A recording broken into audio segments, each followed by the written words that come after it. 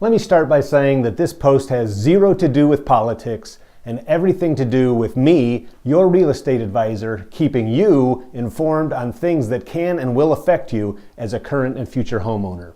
While I am all for tax reform and lessening the burden on taxpayers, there are two specific items in the new tax reform bill that I believe will have a negative impact specifically on current and future homeowners.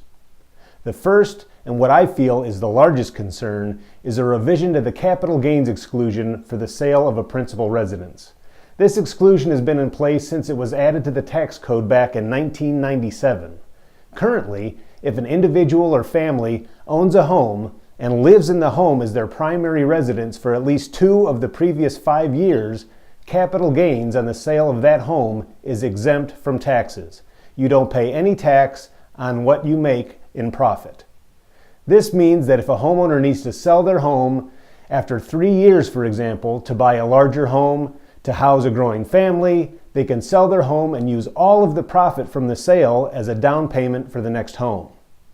According to the National Association of Realtors, who you'll hear me reference as NAR, according to the NAR profile of home buyers and sellers, 54% of trade-up buyers use equity from their prior home for their down payment. Now, under both the House and Senate reform proposals, individuals and families would now need to wait at least 5 years before they could sell their homes and keep all of their equity. Otherwise, they will pay a steep capital gains tax on the growth in the value of their homes. Because this change to the capital gains exclusion would hurt a homeowner's ability to reinvest in their next homes, it would fundamentally raise the risk of the trade-up process. In the short run, some affected sellers will likely hold their homes back from the market, worsening what is already super low levels of housing inventory. Over time, most of these homeowners will sell, but some will opt not to trade up. This change will have economic and tax effects and hold back a portion of the housing stock. Now, the second area of concern in the tax reform bill is a proposed reduction of the cap on mortgage interest deductibility.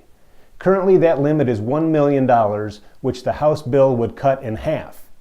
As the law stands now, homeowners can claim as an itemized deduction interest paid on mortgages valued up to $1.1 million used to acquire or improve a first and/or second home. The plan maintains the current cap for existing homeowners, but the House bill slashes it to $500,000 for homes purchased in the future.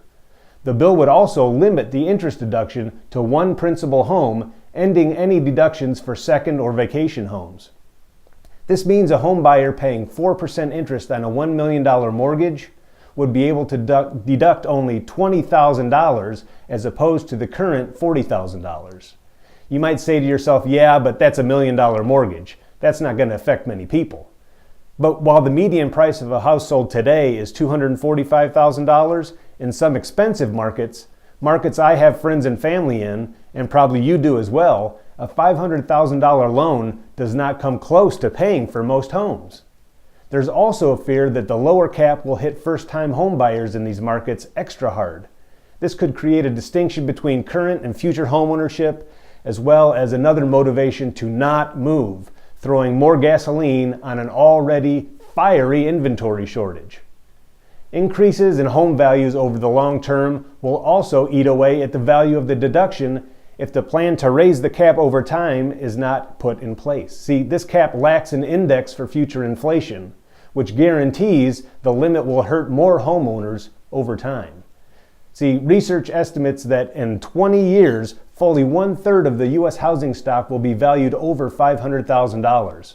This reform would unfairly punish more and more taxpayers simply because of inflation. If you're still with me, thanks for hanging on. This is important stuff that could have ramifications for years to come. And I'd like to ask you a couple of things. Number one, if you've ever sold your home between 2 and 5 years and utilized the capital gains exclusion that I mentioned above, where you didn't have to pay tax on the profit that you made on your home equity, just leave a comment in this video below with a yes exclamation point. And second, if you think, like I do, that these items hurt homeowners both present and future?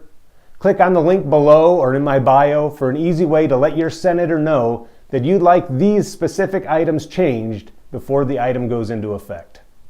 Thanks for listening.